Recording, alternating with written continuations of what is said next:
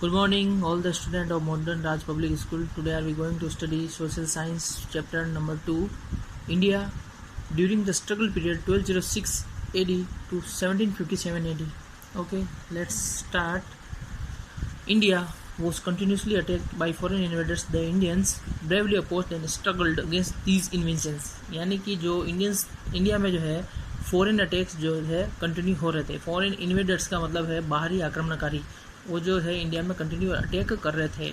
Indians defeated the initial Arabian and Muslim invaders and outs them out of the country. यानी कि जो Indians थे वो initial जो मुस्लिम और अरेबियन अटैकर्स थे उनको जो है हरा करके इंडिया से वापस भगा देते थे. During the time of Umar Khalifa in 636 AD, यानी कि अमर खलीफा के जो टाइम है 636 AD में फर्स्ट नेवल इन्वेजन हुआ था. यानी कि जो समुद्र के रास्ते से जो अटैक हुआ था किसके टाइम हुआ था? अमर खलीफा के टाइम. कब हुआ था? 636 AD में फर्स्ट नेवल इन्वेजन हुआ था of the Arabian to place at Thane. कहाँ पर हुआ था? थाने में. और ये जो मेंशन करके एक बुक में, वो बुक का नाम है फुतू अल बुल्दान. फुतू अल बुल्दान में जो ये सब सारा जो है ये बैटल मेंशन कर रखा है. That is this invasion of the Arabians was unsuccessful. और ये बैटल क्या रहा था? अनसक्सेसफुल रहा था, यानी कि उनकी अरेबियंस की हार हुई थी. After this the Arabians invaded बड़वास and Debal port of Sindh. इसके बाद में जो अरेबियंस ने कहाँ पर अटैक किया था? इन्वेड करना यानी आक्रमण करना कहाँ पर किया था? बड़वास यानी कि जो भरूच है आज का गुजरात में, वहाँ पर, और देबल पोर्ट जो कि सिंध में है, जो कि पाकिस्तान में जा चुका है. और ये अटैक भी जो क्या रहा था? अनसक्सेसफुल रहा था. यानी इंडियंस जो रूलर थे उन्होंने उनको हरा करके भगा दिया था इन चेचनामा. और चेचनामा में ये लिखा हुआ फर्स्ट वाला जो नेवल इन्वेजन हुआ था वो किस बुक में लिखा रिटर्न कर रखा है? वो है फतुहुल बल्दान में. और ये जो है ये देबल पोर्ट और बड़वास में जो अटैक हुआ था वो कौन सी बुक में है? चेचनामा में लिखा हुआ है. और इसमें ऐसा भी लिखा है कि स्ट्रगल के दौरान जो है देबल का जो स्ट्रगल हुआ था उसमें जो अरेबियन कमांडर था मुदाहिरा, उसकी जो है क्या हो गई थी? डेथ हो गई थी. उसको किल्ड कर दिया गया, मार दिया गया था.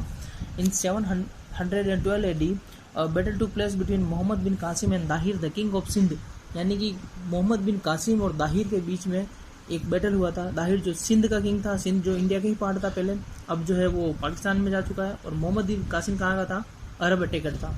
ठीक है. और बाबा धुरी ने ऐसा लिखा है written that it was a fierce battle. बाबा धुरी ने इसको एक बहुत ही भयानक बैटल कहा है जो कि ऐसा पहले कभी नहीं हुआ था. It is mention in Chachnama. और ये बैटल भी जो हुआ था मोहम्मद बिन कासिम और दाहिर के बीच में, ये भी चेचनामा बुक में जो क्या है इसको लिखा गया है. अब इसी बैटल की जो इसको थोड़ा सा डिस्क्राइब कर रखा है कि एक्चुअल में हुआ क्या था इसमें.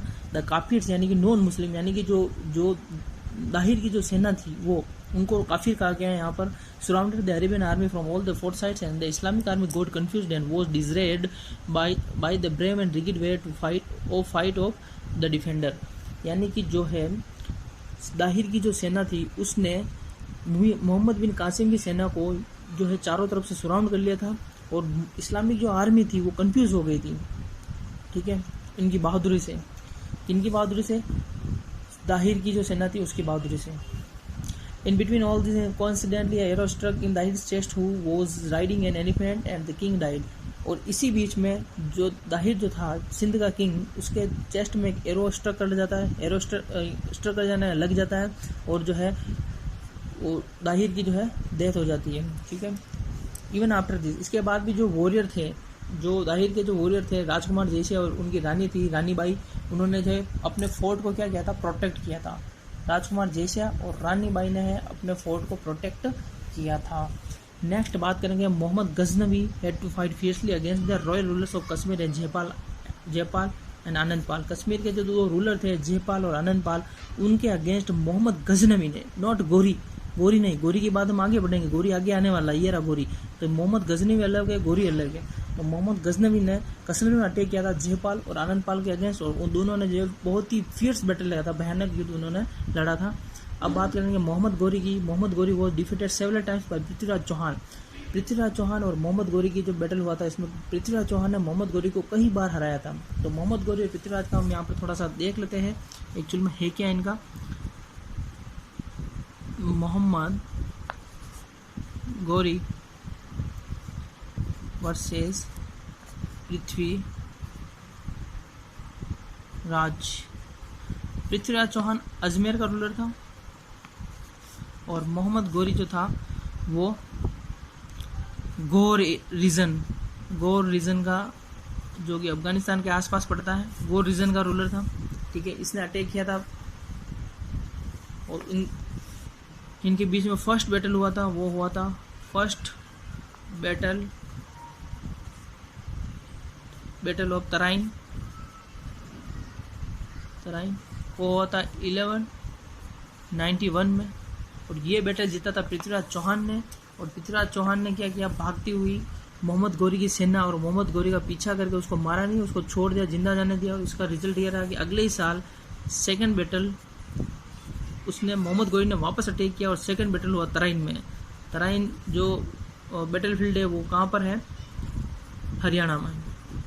और वहाँ पर इनके बीच में फिर से एक बैटल हुआ था 1192 में। और इस बैटल में जो है पृथ्वीराज चौहान की हार हुई थी और मोहम्मद गौरी जो है वो जीत गया था। इसी के बाद में जो है इंडिया में जो है मुस्लिम रूल स्टार्ट हो गया था। और कंप्लीट मुस्लिम रूल स्टार्ट हुआ था, वो हुआ था 1206, जो कि हमारे चैप्टर का भी जो है पार्ट है कि 1206 AD में जो है से लेकर के 757 AD तक जो स्ट्रगल चले थे उसके बारे में।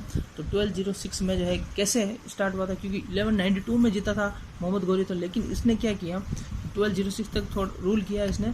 और 1206 में मोहम्मद गौरी ने, इसका एक गुलाम था, मोहम्मद गौरी का गुलाम, यानी कि एक कमांडर था इसका गुलाम, कुतुबुद्दीन ऐबक था। ठीक है, उसको जो है दिल्ली का सुल्तान बना दिया और खुद जो है वापस मोहम्मद गौरी कहाँ चला गया, गोर रीजन चला गया था। ठीक है, 1206 में। और कुतुबुद्दीन ऐबक जो है क्या था, गुलाम था। एक्चुअल में ये गुलाम वो नहीं है जिसको मारा पिटा जाता है या बंद किया जाता है, ये गुलाम था, कमांडर था गौरी का।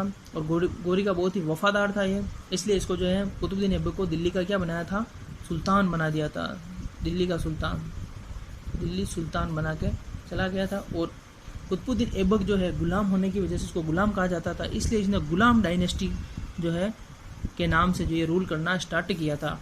ठीक है, गुलाम वंश जिसको कहते हैं हिंदी में, गुलाम डायनेस्टी, इसको इल्बरी या यामिनी जो है डायनेस्टी भी कहते हैं। तो कुतुबुद्दीन ऐबक का टाइम था 1206 टू 1210, ओनली 4 ईयर्स जिसने रूल किया था। तो अब देख लेते हैं कुतुबुद्दीन ऐबक का क्या हुआ था।